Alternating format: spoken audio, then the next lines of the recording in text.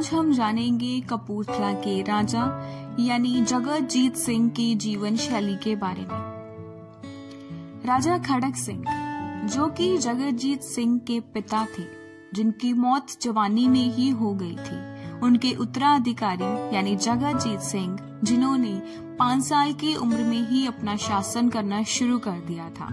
साल 1877 में उन्होंने पूर्ण रूप में अपनी कमान संभाल ली थी। राजा जगतजीत सिंह को आर्किटेक्ट ऑफ मॉडर्न कपूरथला भी कहते हैं। वह सीखने के बहुत ही शौकीन थे। गुरमुखी, अंग्रेजी, फारसी, इटालियन, फ्रांच, उर्दू और संस्कृत भाषाओं में उनकी मास्टरी थी। 1947 में भारत को आजादी मिली। तब तक उन्होंने पूर्ण तौर पर कपूरथला पर राज किया। अगर पूरे जीवन पर दृष्टि डालें तो उन्होंने कपूरथला पर 71 साल यानी अपनी मौत तक राज किया। उस समय 1926, 1927 और 1929 में हुई लीग ऑफ नेशन में भारत को रिप्रेजेंट किया। इंडियन डिफेंस काउंसिल के मेंबर होने के साथ साथ उन्होंने कई ऐसे काम किए कि उन्होंने एक राजा होने के साथ साथ अपनी एक अलग ही छवि को स्थापित कर लिया था। उन्हें दुनिया घूमने का बहुत ही शौक था। एक बार वो स्पेन गए हुए थे, तभी उन्हें थिएटर की एक 16 साल की लड़की, जिसका नाम अनीता डेलगाडो था, वो पसंद आ गई। उन्होंने उसके पिता को भारी रकम देकर लड़की को मांग लिया।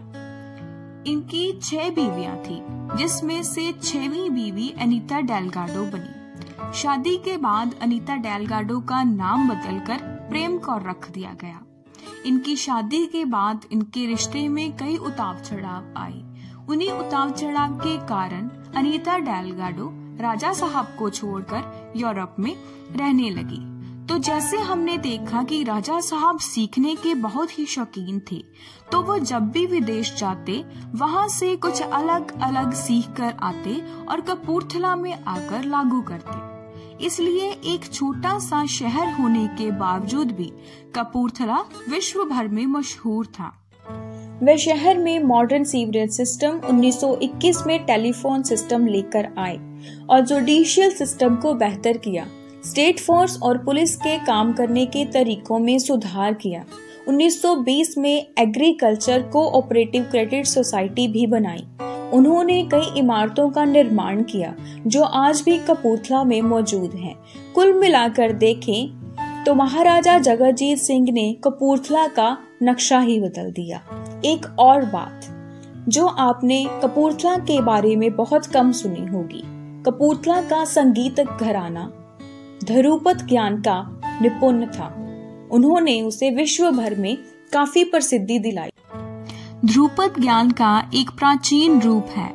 गुरु नानक देव जी के समय से ही कीर्तन रागों में और शब्दों को ध्रुपद ज्ञान में गाया जाता है।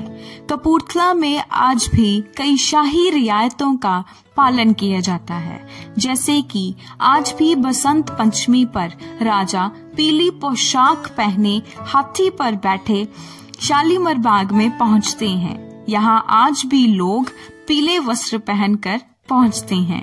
पंजाब सरकार द्वारा हेरिटेज मेला, कपूरथला हेरिटेज ट्रस्ट और Indian national trust for art and cultural heritage द्वारा मिलकर बाबा जस्सा सिंह हेरिटेज फेस्टिवल भी करवाया जाता है।